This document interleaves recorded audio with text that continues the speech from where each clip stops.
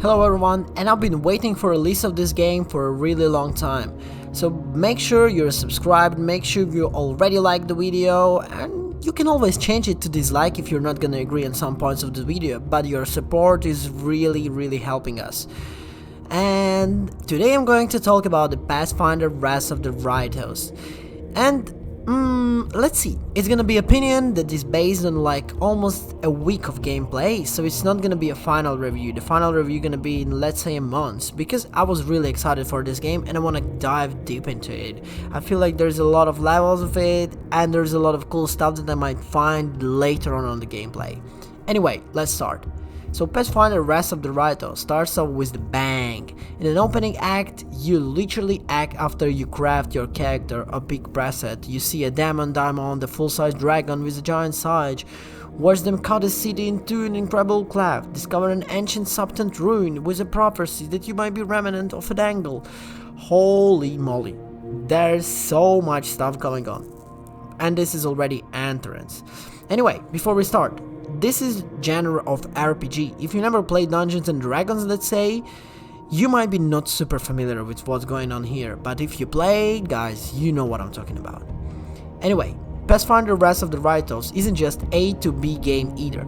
The city of Mandel and the world beyond need your help.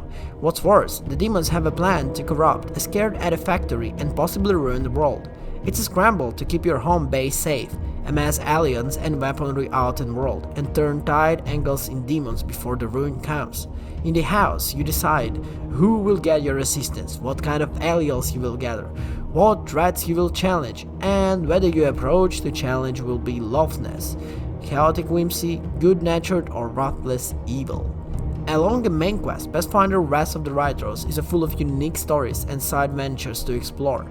This is something that I already have seen, and there is a lot more to explore, I feel like. Some are simple, some are frustrating, others are actually quite funny even, and some are super epic. All accompanied by the decent enough voice acting and a pretty great orchestral soundtrack. Killing a demon minotaurs at the gates at your home base in a stormy battle is quite epic. Controversially, there is also fun when you had to discover a scientific character's demonic cultures only to find that they know the leak about the demon overlord they're killing or sacrificing folks over. She might be my favorite giantable companion, and Wrath of the Ritos is filled to the brim with interesting discoveries and surprises like that. And more to come once again. Moreover, the whole reincarnation of Holy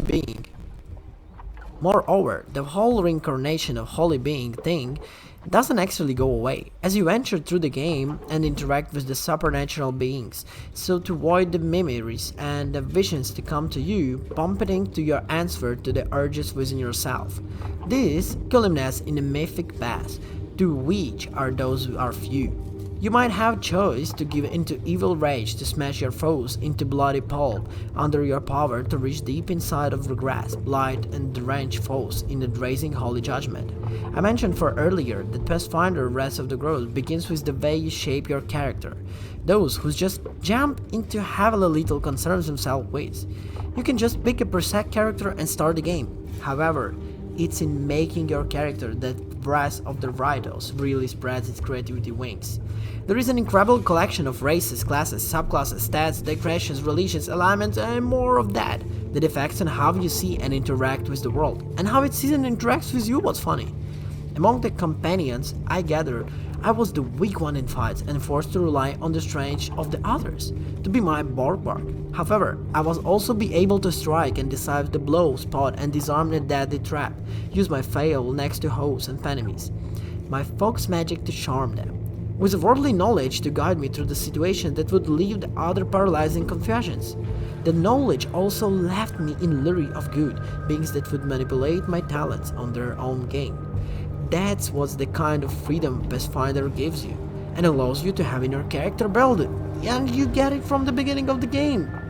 So guys, this is my advice to you. You can start the game with the random. You see what you like and what you don't like in the game, and then you just restart and create your character once again.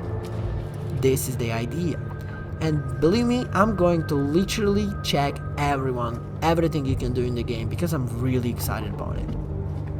I will get games in my opinion, so far captured the creative freedom and the magic of the tabletop RPG adventure in a way few others do. There is such a good story here with the characters and the music that really push the inspiration of survival in the game's world, and you get to answer on the ongoing narrative with a character that can truly rely on making your own move before the game begins and through the adventures. Well, I think this is a great game.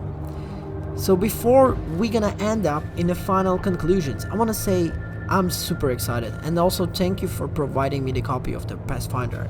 Guys, this doesn't affect my opinion. The game is already great, and I feel like with a lot of updates, DLCs in the future, the game's gonna be fantastic.